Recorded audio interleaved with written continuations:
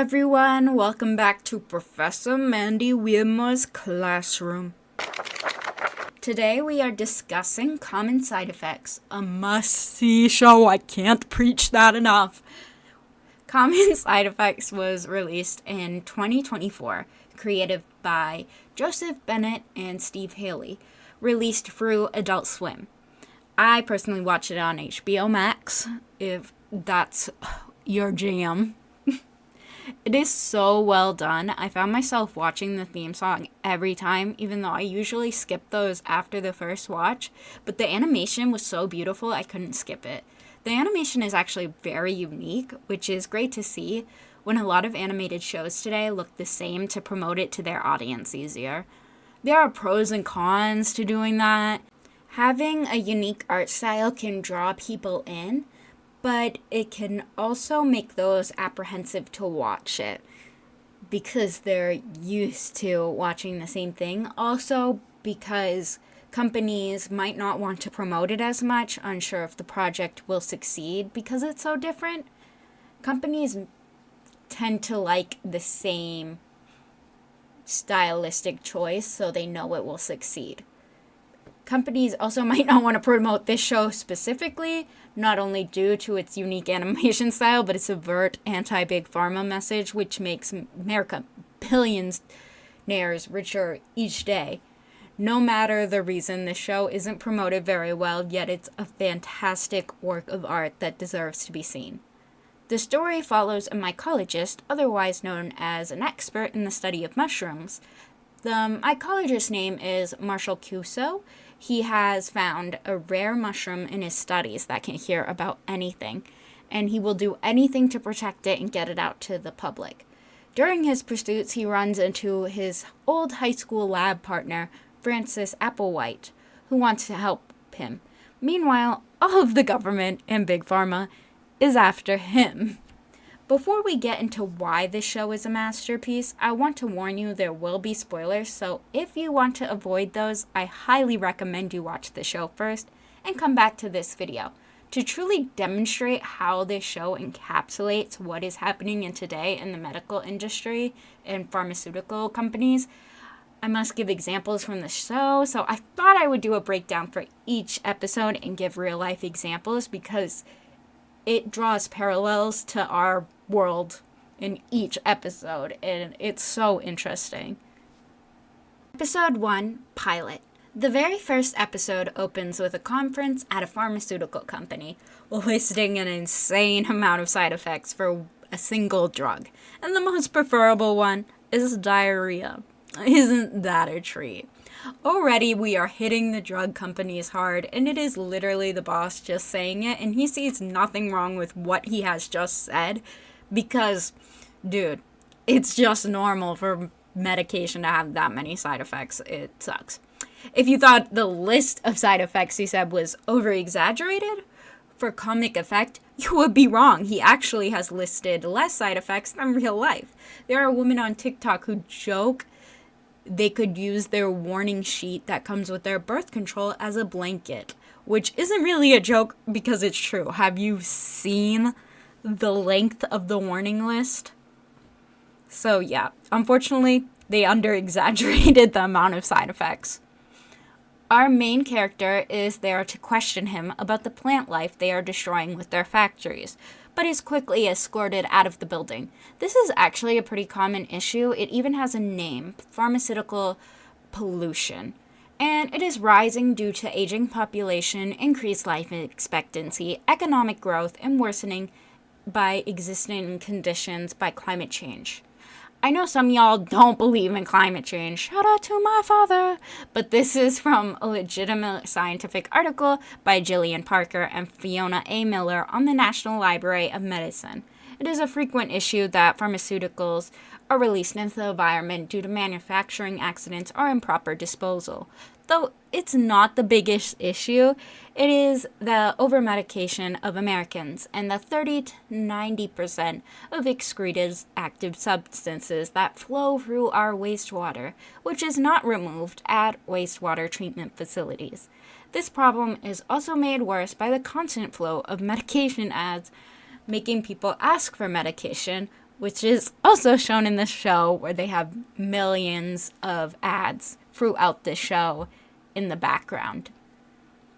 Before Marshall is escorted out of the building, he shouts his full name and occupation, which the boss's assistant instantly recognizes from high school. Her name is Frances, our second lead, who hides where she works from Marshall for obvious reasons. He tells her about the magic cure-all mushroom, and she obviously thinks he is crazy, as he explains no government or pharma agency wants it out there.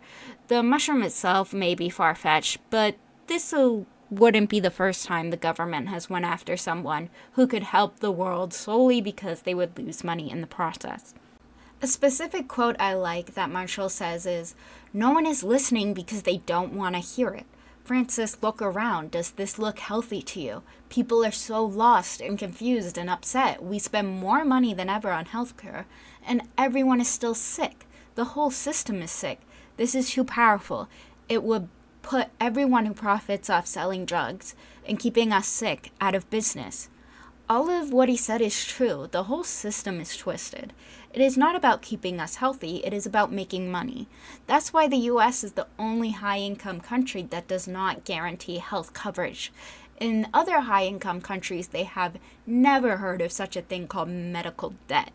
But I was acquiring medical debt at age 11, getting my first procedure, though it appears others want to get into the business of keeping citizens sick. A Conservative Party leader in Canada, Pierre Poilievre, has voted again and again to cut billions to things like surgery, emergency rooms, dental care, and pharmacare programs. This is why this show is more important than ever, because the problem is spreading. People are making money off the sick everywhere, even though the US is still number one at that. Even with the dark theme of the show, it manages to blend the message seamlessly with dark humor. This is done well, and I hope it manages to keep the average person watching instead of calling the show too woke, as people do. I think it managed it well because my dad is unfortunately the type to hate anything he thinks is too woke, but he loved the show.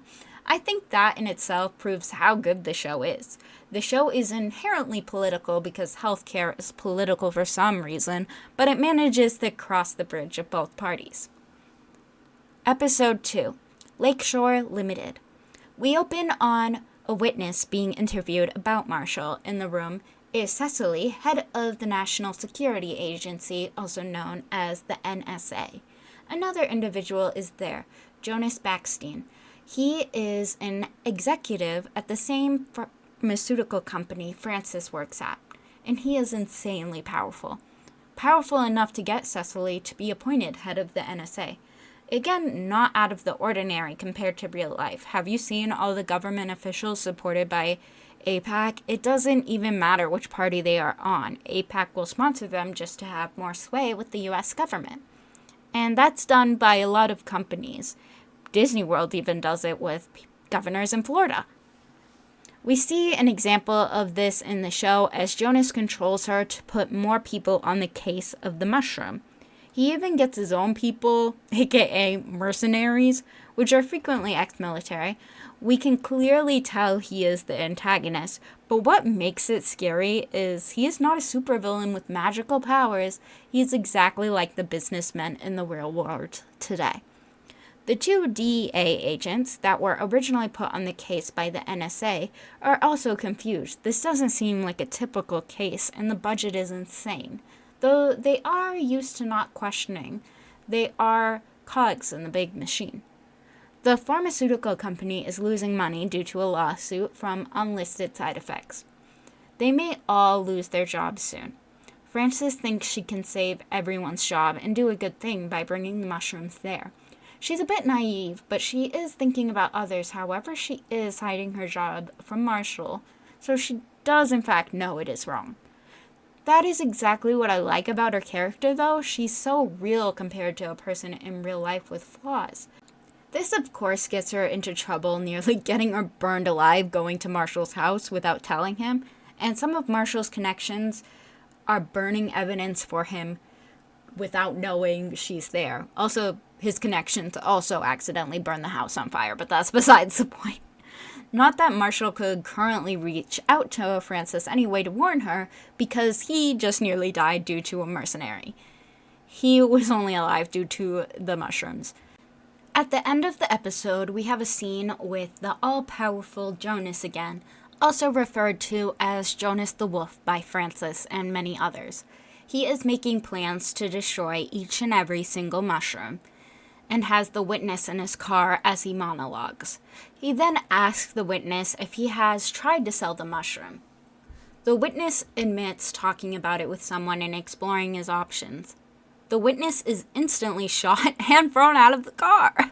I bet you're thinking, how on earth are you going to connect this to real life? However, something like this really isn't far-fetched. There are so many conspiracy theories like this that turned out to be true. There's a whole website about it.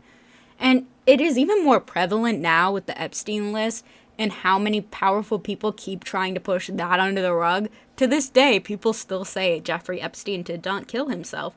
But yet, there's no proof because ironically the cameras were broken, so I guess we'll never know. And again, that's what I'm talking about with all the government conspiracies, so it's really not that far-fetched. Okay, episode 3, Hildy.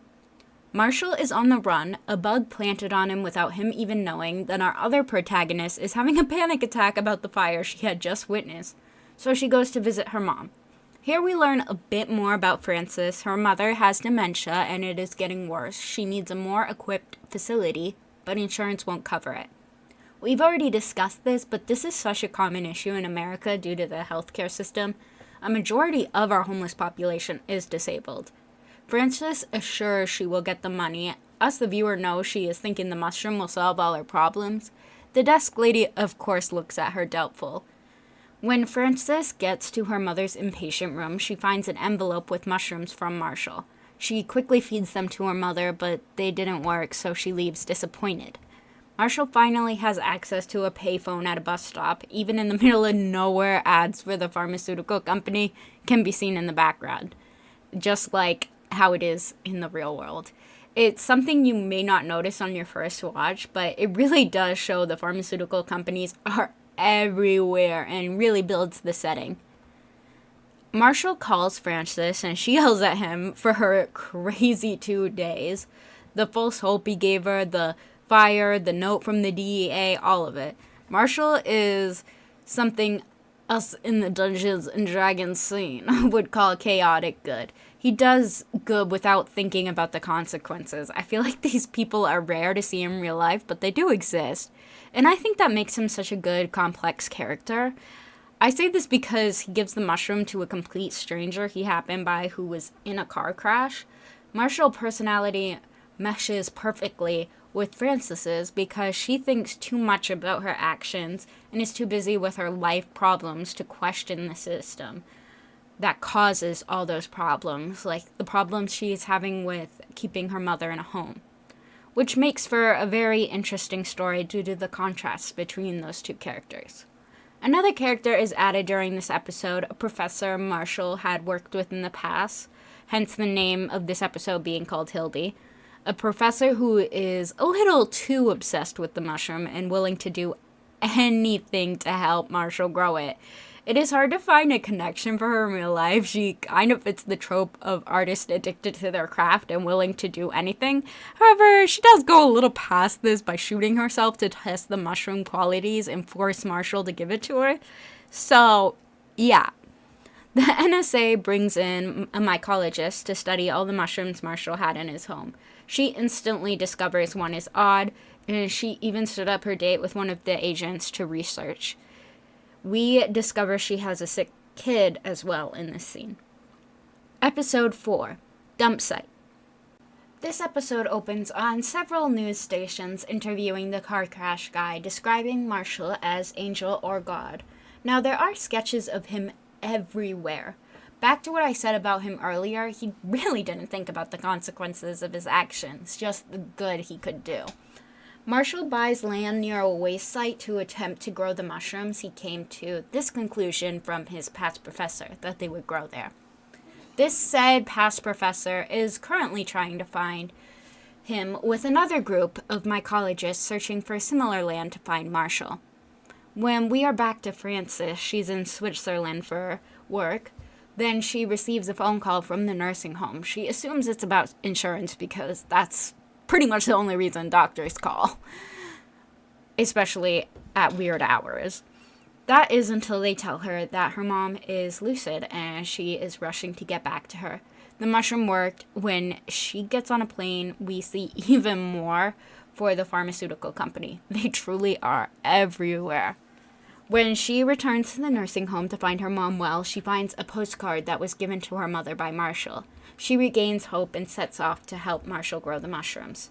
In this episode, we get a glimpse at Marshall's past, the reason he's always so kind in the way he is.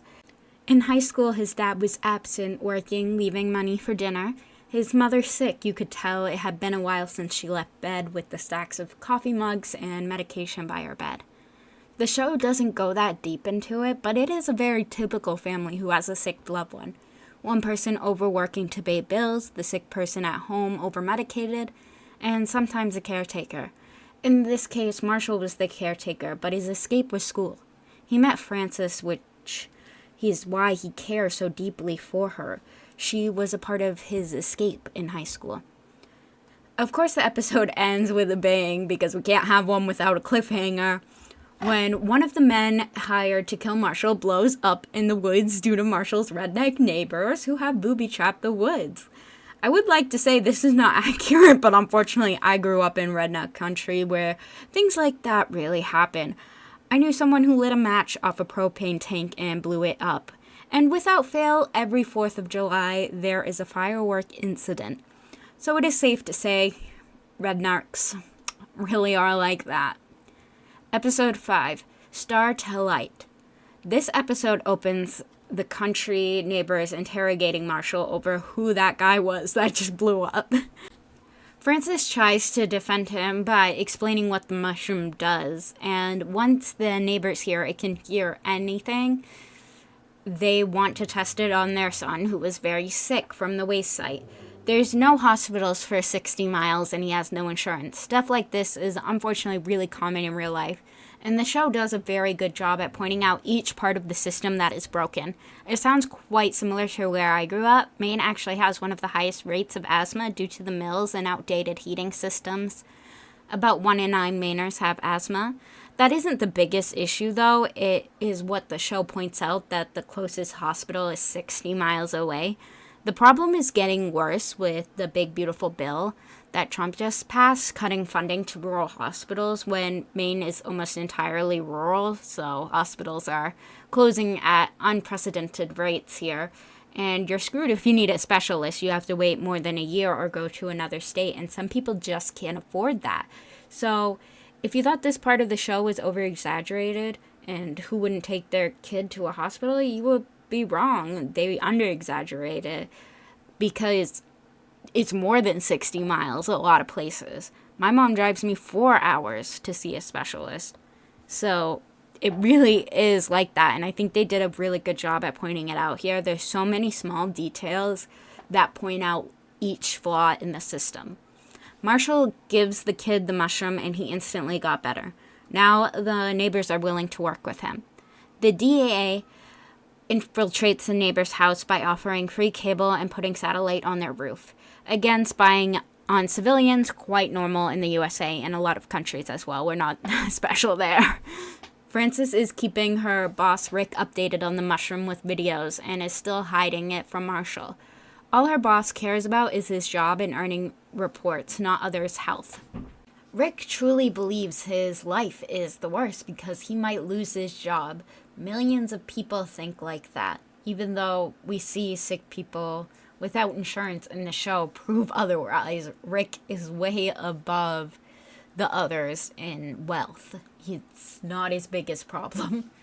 Marshall hears about the cable van and tells them to go ahead and arrest him. He hasn't done anything wrong. This is not Marshall's brightest idea, as people get arrested all the time for a crime they did not commit, but again, it shows his desire to believe the best in people, which is his character trait. It would make sense for him to do that. It is what makes him him. In this case as well, it actually helped because they did in fact leave him alone, because what bad person would willingly hand themselves over like that and tell them to continue to spy on them?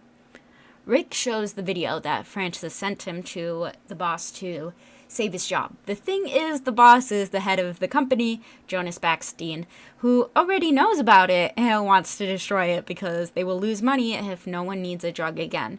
He brushes the video off as AI, which is easily done nowadays. It is actually scary how accurate AI is, and it's so close to real life. Even the current president of the United States brushes it off. Videos he doesn't like as AI, even if they were proven as real. If something happens really bad, just blame AI. But also they create things, you know, it works both ways. If something happens that's really bad, maybe I'll have to just blame AI. But some people believe it, that is AI, because AI is so real. It's this vicious cycle. So that, again, very accurate, very scary. Marshall and Francis have succeeded in growing more thanks to Socrates' excrement used as fertilizer. Socrates, the tortoise. The DEA agent see them celebrate on cameras. One of the agents, specifically Capano, is fully questioning it. He really thinks Marshall is telling the truth. After Francis and Marshall successfully grow the mushrooms, Marshall says to Francis, "You don't have to stay sick because you don't have money. What happened for your mom should happen for everyone." You can really see Francis losing faith that he could build such an idealistic world where everyone is healthy, and what happened to her mom. If I were in her place, unfortunately, I feel like I would be the same, even with my history. Big Pharma is built into everything. Our TV, our commercials, our work, our medical system, our school system, pretty much everything. They sponsor everything they want to control. Yes, it would be better without rich people controlling everything, but everything would have to collapse first because they fund every part of our system. It's a very fragile system if you think about it. I think Francis is the most relatable character, wanting to change the system but simultaneously stuck in it and having her whole life revolve around it. They try the mushrooms to see what happens on healthy people. Believe it or not, this has already happened in things like M16, though the participants were unknowing and LSD was being tested on them. There are so many documentaries off of it, and since it seems so insane to be true, of course, many people made fictional TV shows based on what happened. That's even what hit Netflix show Stranger Things was based on, is the testing of drugs on unwilling participants. But those two main characters were willing participants because it was their stuff. But anyway, a bit of a more fun fact, the fake sugar aspartame was discovered accidentally in a similar fashion when a chemist spilt an anti-ulcer compound on his finger and licked it off and discovered it was sweet. Thanks to chemist James Slatter is why we have diet sweet drinks. Though I question if he had any regard for his safety if he's licking unknown compounds in a lab. But that's basically what Marshall and Francis did by trying random mushrooms. At the end of this episode, Marshall is arrested for a crime he did not commit, the arson of his home in upstate New York, which the people he hired to destroy his work accidentally set his house on fire. So the sheriff next door tries to stop him, but they are the state police, so there's nothing they could do.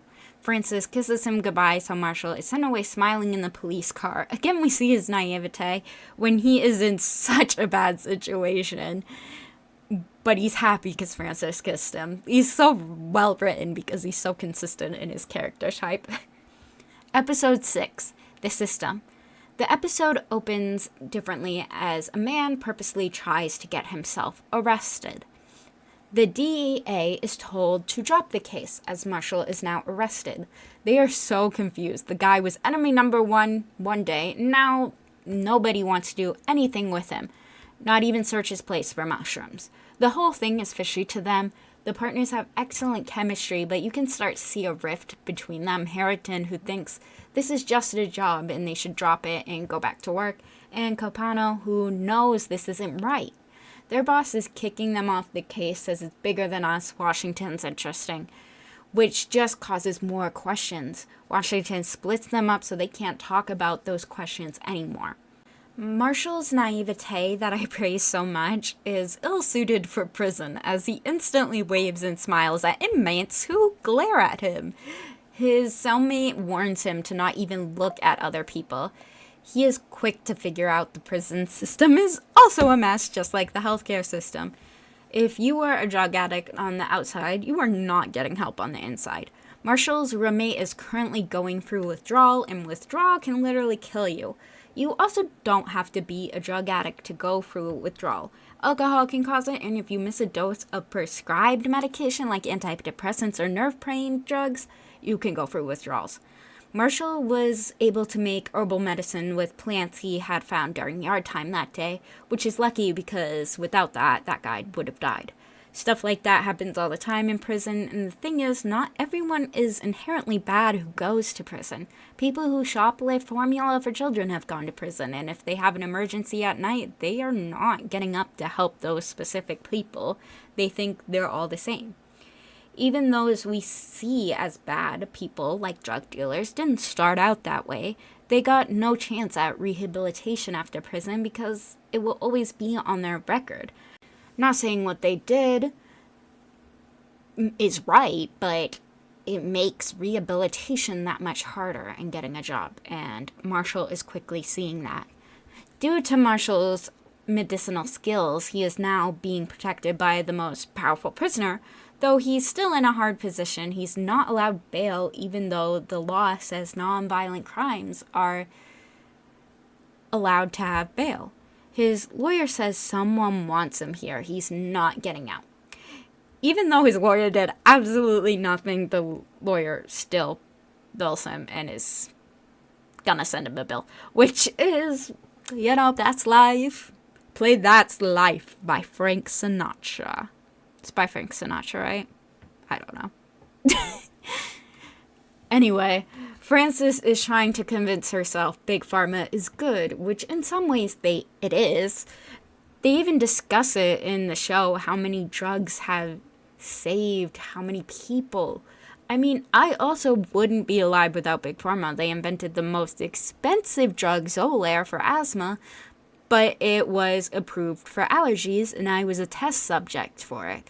Without it, I would go back to having near-death anaphylaxis every couple of months for no reason and may not wake up. However, as I said, it is one of the most expensive medications. I'm lucky my insurance covers it, but a lot of people aren't that lucky or have insurance. And if they do, you have to try every medication first that it's known not to work, but it's cheaper, which can cause a lot of people to die in the waiting process. There is a reason America is one of the worst ranked first world countries for health. Yet Frances still chose to bring it to them because, as the scientist she spoke to said, it's not a perfect system, but it's a system. Hildy, Marshall's past professor, visits him in hopes of learning how to grow the mushroom. When he refuses, she drops the bomb that Frances works for Big Pharma, and of course he does not believe it, but the seed of doubt is planted.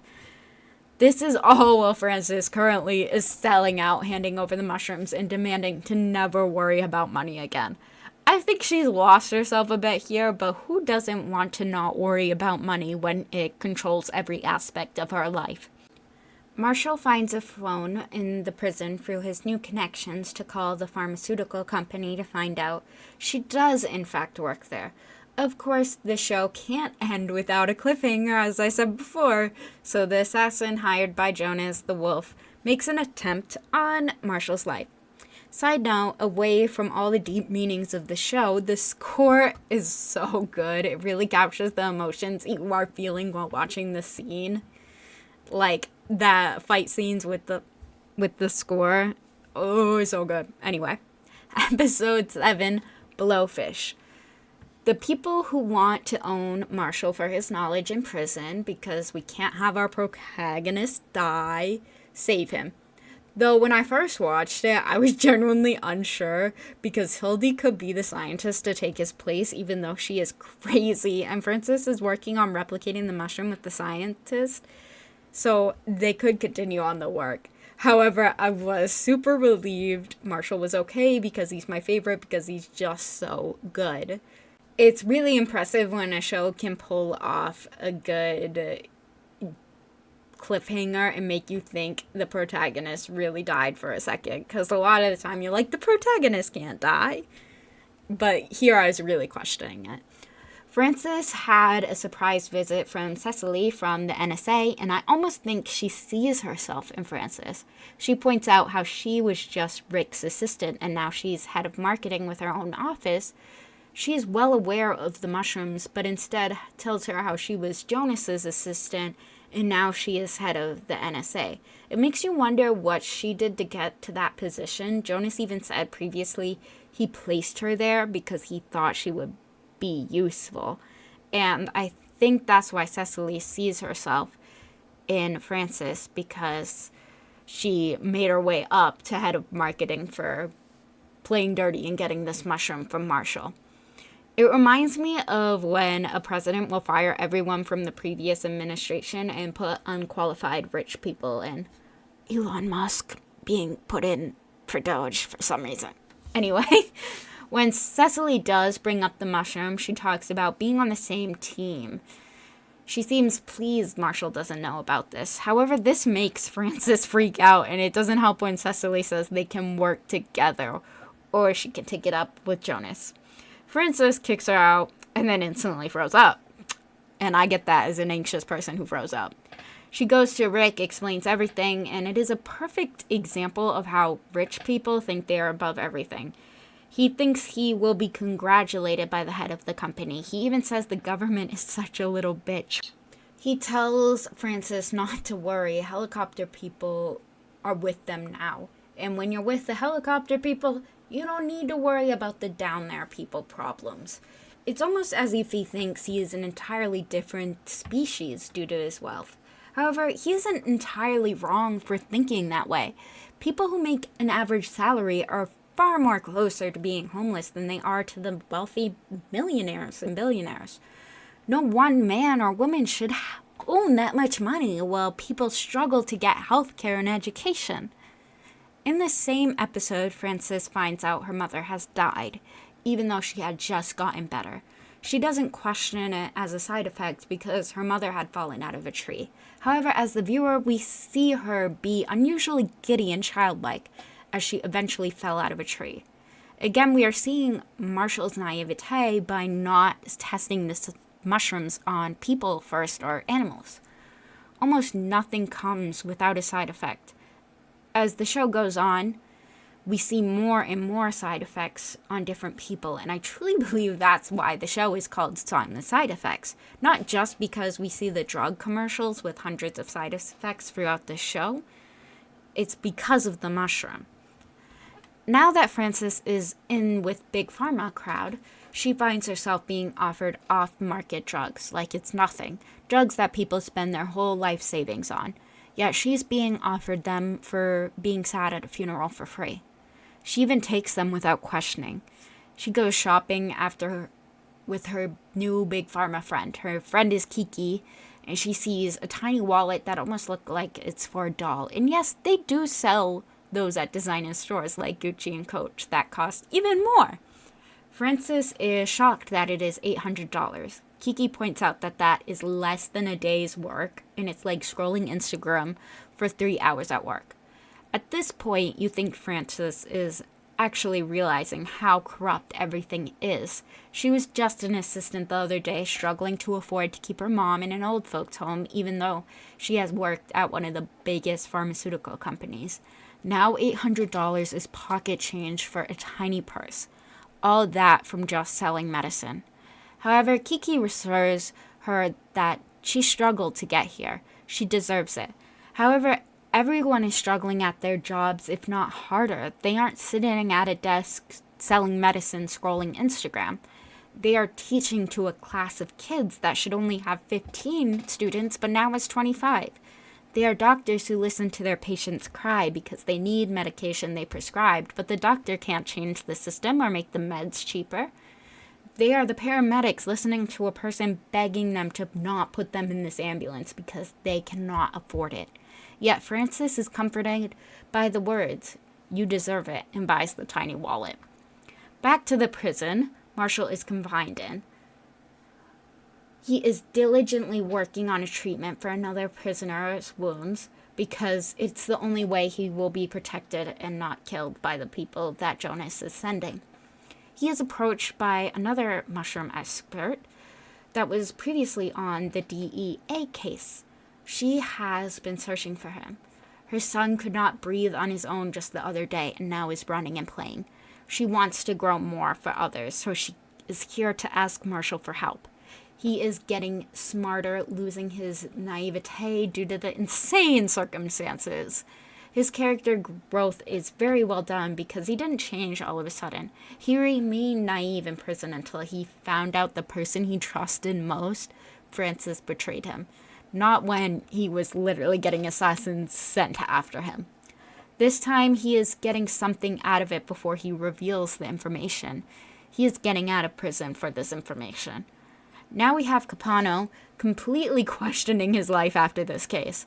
They may have separated the two agents to keep them from talking, but they're still good friends. His whole worldview has changed after talking to Marshall. It really proves just talking to someone kindly instead of yelling or assuming the worst of a person can change someone's mind. And that's why I really like Marshall, because he really shows if you just talk kindly, a lot can change. Capano's mindset drastically changing was done very well, and you can tell how much he changed just from this one phone call. Real monster, he was stealing medicine, yet explain to me how that makes sense. He steals this medicine, uses it to make another medicine, only that other medicine is bad, it makes you crazy, so it's illegal. Well, it's illegal if you make it yourself. If a big pharma company makes pretty much the same exact thing, calls it ADD medicine, then you can prescribe it to kids. He's trying to get fucked up because he has a fucked up life like everybody. This is a huge shift from his first scene, dancing in the car, excited to catch criminals with his partner, to now ranting about the healthcare system. He continues to research Marshall because he can't stand it. He can't let this case go unsolved. He finds out New York police would never go across state lines for arson, yet Marshall is still in prison. Episode 8, Amelia and Wyatt. We start off with Marshall being resuscitated after he took the pufferfish poison. He was declared dead, but Amelia, the mycologist, went to the morgue and gave him the cure for the pufferfish poison. We see more side effects pop up. This one subtle. Her child, who once needed a vent to breathe, was talkative before and made jokes. In that short scene we saw of him. Now he doesn't talk at all, glued to his tablet. He is now seeing things, and he's not the only one. Marshall started seeing them at the end of this episode as well. We find out more about Amelia and the reason she worked for the DEA in the first place. It was not like she wanted to, but she took any work she could get, and there isn't much work for a mycologist. Small gigs don't cover the hospital bills that Wyatt needed for his vent. Again, this is something unheard of in first world countries, but here in America, everyone's got medical debt or knows someone in medical debt. The two DEA agents took time off from the force and are investigating on their own. They discover a huge conspiracy. They find out Cecily and Jonas are working together, and Jonas definitely has connections because he is not just on the board for the big pharma company that Francis works at. He is on the board for tens of big companies. Harrington is upset. She would have preferred to stay out of it and just continue her job. But Capano's mindset continues to grow. He says, they got guys here that sweep horse shit out of stalls. Is that what we are for big pharma? What if all we're doing is helping the champagne drinkers wipe out the competition? Harrington asks if she gets paid the same. She is not wrong for thinking this way. In fact, most people think this way. They think in terms of how will I pay for rent, electricity, groceries, etc. Without money, you can't get the basics for survival. And what's the point of questioning if you still have to work the same job to pay to survive? As the saying goes, ignorance is bliss, and Harrington takes that to heart. Anyway, Capano convinces her to join him in visiting Marshall. Not that she wants to, she just cares about her friend. Marshall's cellmate tells Frances Marshall has died. The higher-ups believe that Marshall has died as well because nobody knows that he was resuscitated and is on the run. Jonas the Wolf thinks the guy who killed Marshall is the assassin he hired. You can tell from the sarcastic tone as he said, "I've heard of the Americans' prison system brutality. They think their problems are solved, just have to tie up a loose end like Frances." Rick visits Jonas, and Jonas tells him to shut everything down. Rick obviously doesn't want to because this drug could save lives. Jonas points out everyone would lose their jobs. The scientists, insurance companies, and every other drug company. Rick says maybe they shouldn't exist then. We could change the game and cure everybody.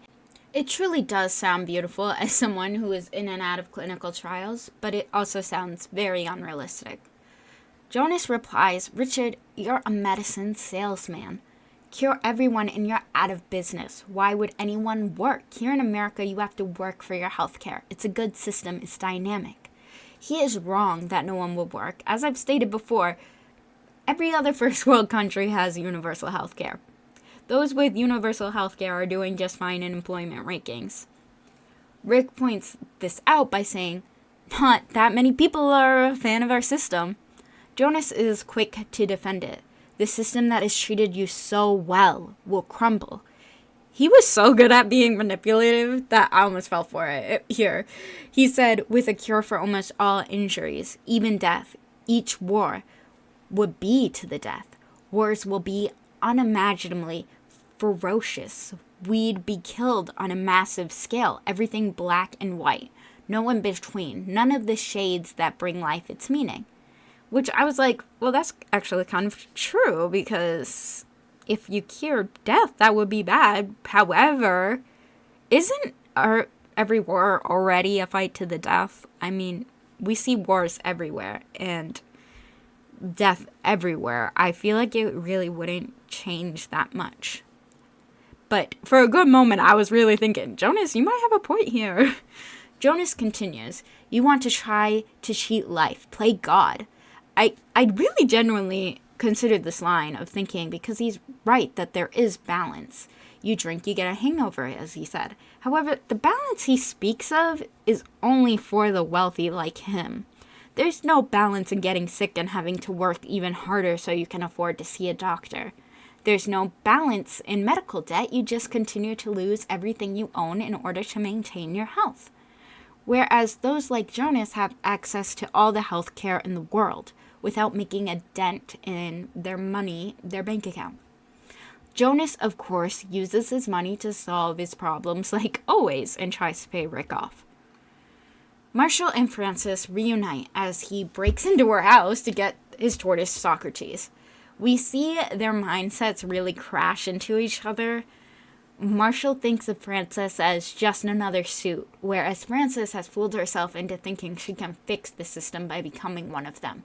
The truth is, you can't fix a system that has been broken for so long. It's too fragile. If you try to change any bit of it, it will fall apart.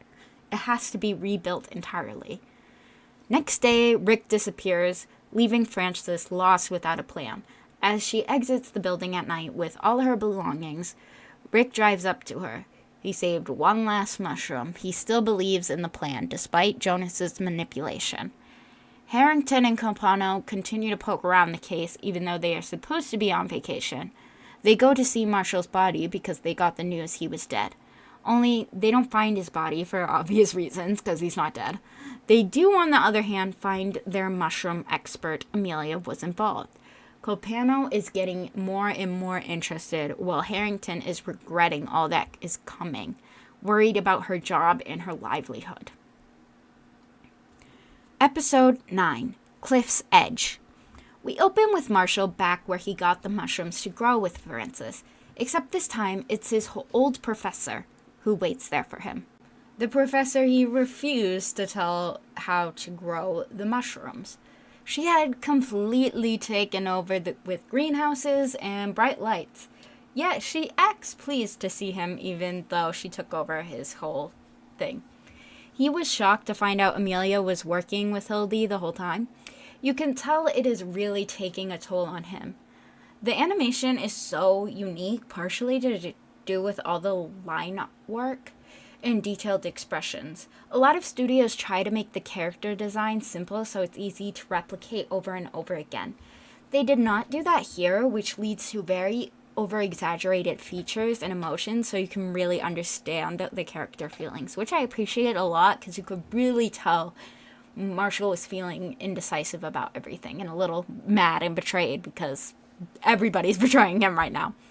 Hildy informs Marshall the length she went to get him out of jail and get him to talk so he will work with them. He's apprehensive for good reason after being betrayed by Francis and Hildy literally shooting herself so Marshall would let her try a mushroom. This time, the theme song has changed to demonstrate how much work they had to put in to make the mushrooms grow and how many greenhouses they had built. The word is out on every radio station, and everyone is talking about it. The two DA agents check out Marshall's brother, both pretending to think Marshall is dead.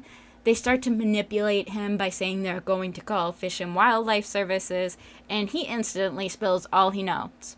Harrington thinks this is their big break. They'll get promoted, be partners again, make more money.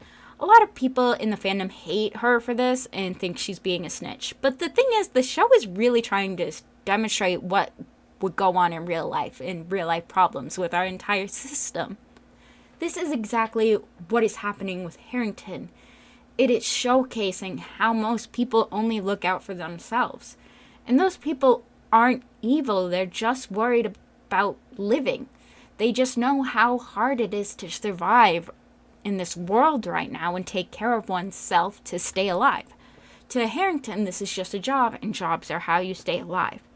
Copano is baffled that this is just a career to his partner. The truth is what matters to him. And he knows they will just sweep this under the rug if they find out.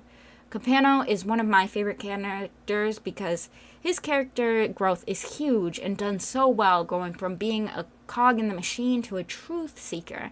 And I think we really need more people like him in this world. He has the courage to seek the truth all alone while his partner calls it in. Jonas Backstein has discovered he has cancer. There's nothing they can do. He is shocked and says there's always something you can try. He's used to money solving every single one of his problems. That's why he thought this Marshall thing was no big deal. He has money. The doctor is recommending he tells his family and visits his family. He only has a couple more months left. He has never been the helpless sick person, and he is getting a look in the inside, seeing how the people he denies medication due to the high prices he charges actually feel. However, now everything is different when it's about his life. His past speech about balance, completely gone. He's calling Rick again for a mushroom to cure him. Ironically, on the flip side, Marshall is seeing how pharmaceutical companies are treated. He denies a mushroom to someone with a minor finger injury, and an elderly woman sees this and yells at him. See, this is what he does. He turns away people begging for help. He's a murderer. He'd kill my husband. His blood is on your hands. However, her husband was just very old and not sick. There was nothing anyone could do. There's no cure for aging. It's a cure for those who are sick. No amount of money, mushrooms, or big pharma could change that. But still, people are hating him. Marshall discovers Hildy is making things with the mushrooms like liquid extract versions of it, called titrate. Marshall tries to stop them, but simply touching the extract caused hallucinations. They continue to make it without Marshall's permission. Frances is still working on a synthetic with Rick. Her face is even on the box. Rick said high-income earners love that type of stuff. Frances seems to be understanding she can't change the system all by herself. She tells Rick she wants it to be affordable, but Rick does not see the problem. The rich will pay the insurance, will pay for the poor. I don't think Rick particularly knows how insurance works or how much it costs since he's been at this job his whole adult life and probably grew up rich too. A lot of people's jobs don't come with insurance, and if they do, people can't afford it. But they can make too much to get on state health care because they work full time, but not enough to afford the health care that comes with their job. However, that money can't go to health care because it goes to food, utilities, electricity, bills, etc. Frances tries to tell him this by telling him what her mom went through and how much the nursing home was and all she had to go through. Rick still does not get it. He thinks the system works and everyone just has to go for the proper channels, and so everyone can get their money. He even says the system is beautiful. It's nature. Which sounds like what I've been told, survival of the fittest. It was sounding very similar to that, which disabled people unfortunately hear a lot. I've been told it as well a lot. Copano tracks down Amelia Mushrooms and finds her sick son completely healthy, like nothing was wrong with him in the first place. In comparison, we see Harrington telling Cecily Marshall is alive. Cecily still thinks they are useless. She wants the FBI to run it. Harrington looks defeated and shocked. I think she is starting to lose faith in the system, too. Marshall finds out they were charging people for the mushrooms behind his back, even selling them to healthy people for the rush. When he goes outside with Hildy, the first person he healed was there, riddled with side effects. He wished that Marshall had never gave him the meds that saved him. The hallucinations have ruined his life. When this happened, I couldn't help but think back to what Jonas said about balance. Perhaps this drug was truly too powerful. Marshall, like any sane person, had a panic attack hearing this news, but Hildy takes him for a walk to calm down. He says they have to stop. You can't sell drugs with unknown side effects, which is true. That's literally what the first episode, Pharmacare, was being sued for not labeling side effects. And it really comes full circle that Marshall's becoming just like those people. And he doesn't want to be. And even Hildy thinks he's just like a pharmacy rep now. And you know they can't end the episode off with a cliffhanger. Without one, I mean. And Hildy pushes him off a cliff. I definitely don't think Hildy was okay by doing this. I see where she's coming from to comparing him to a pharmacy rep, but she really was no better with how insane she was acting and charging people. Episode 10, Raid. This episode is the season finale, and all that is left currently of the episodes. I can't wait for season 2. I find this episode the most interesting, even though they're all amazing and well done. All of them had me on the edge of my seat. This episode, though, is the most philosophical one, so I'll be diving into this one a lot more with the deeper meaning of things. It opens on Amelia showing Capano the DEA agent, the mushrooms. He wants to meet with Marshall. Amelia asks where he is, and Hildy plays it off, saying, he's just running in the woods. I hope he's careful. I don't know how they didn't think she was guilty there. But anyway, Copano luckily happens upon him and has a mushroom from Amelia and gives it to him. He saves Marshall from the FBI and tells him to run. Because Copano now has faith in Marshall and has seen what this mushroom can do, and he too wants to help cure people. However, it gets really strange in the mushroom realm that Marshall is always in when he comes back to life. Marshall's somehow communicating with Frances while in the realm. I really hope it gets explained more in season 2 on how this was possible and how the mushroom is working, because a lot of it was about our system, but this seems a lot of sci-fi stuff that happened here. Though I definitely think the fact that Marshall now agrees with Frances helps him communicate with her. He now thinks she was right and they could have gone through testing together. He draws the elephant rock they had once talked about together, and somehow the pattern appears in her spilt wine on the tablecloth. Jonas has also arrived at the mushroom farm to receive a cure for himself. Once he's heard that Marshall's alive, he wants a mushroom to cure him of cancer. He's still using his money to get whatever he wants, though. His sickness has not changed him. He offers those in line money to let him cut. Money that means nothing to him because he's so rich. He still does not understand what it's like to be a sick person to beg for help from insurance companies. His morals are still the same. He can use the mushroom because he's rich, and others cannot use the mushroom because he's poor. Well, they're poor, is kind of how his brain works, I feel. The FBI raid has already started. The altercation caused by Jonas is what gets one of the agents outed as FBI. The agent, worried for his life, shoots his gun into the air as a signal. Chaos ensues. A stampede of people run from the farm. Tear gas canisters are let loose and people scream. Jonas used the chaos as a cover and runs into where they keep the mushrooms. He does not stop at one. He eats as many as he can until he passes out.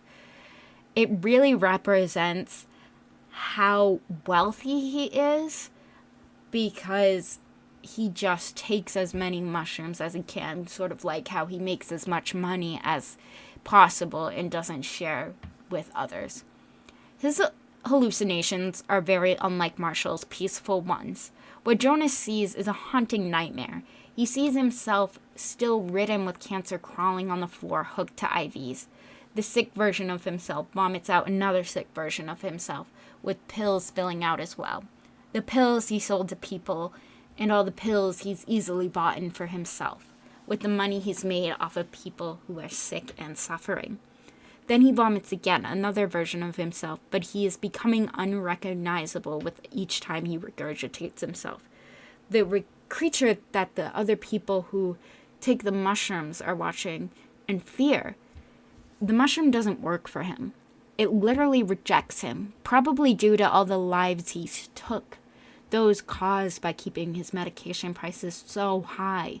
Those that he's legitimately killed to keep the mushroom a secret. After the raid, he is hospitalized, kept alive by machines. He is trapped in his mind forevermore. Inside his head, he continues to vomit out one version after another of himself, which are screaming. It takes the quote, "I have no mouth, so I must scream," literally. This quote is actually from a horrifying book under the same name by Harlan Ellison. An all-knowing AI machine called AM has taken over the Earth, keeping a select few of humans alive to torture for amusement. The quote is from one of the humans after being transformed by the AI to have no mouth, and so he must scream.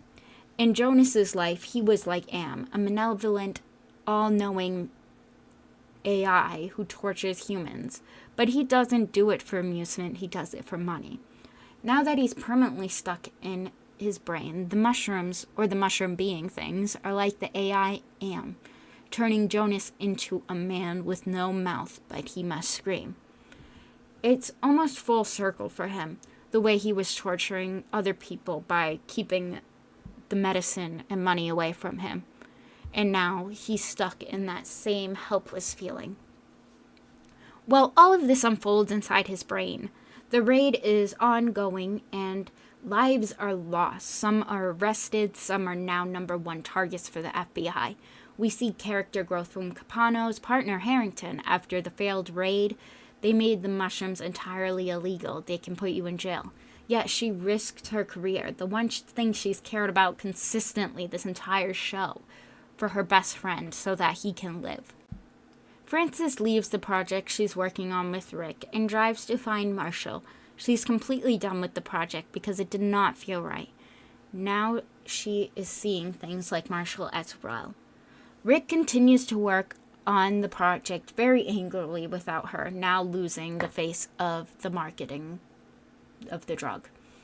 Ironically, a story I mentioned before about the scientist who accidentally created aspartame while making an anti-ulcer medication happened the same exact way in this show. I didn't realize it until my second watch. It is a one-to-one exact story of the scientist James M. Schlatter, a chemist working on a drug. A bit of compound for a drug splashes on his finger, he licks it off, and then finds it tastes sweet, which is literally the discovery of aspartame. However, in this case, their chemist finds it, and Rick tries it as well and wants to sell it as a food additive under the name Sparkle, which requires no FDA approval at all, which is insane to think that in real life it's also true.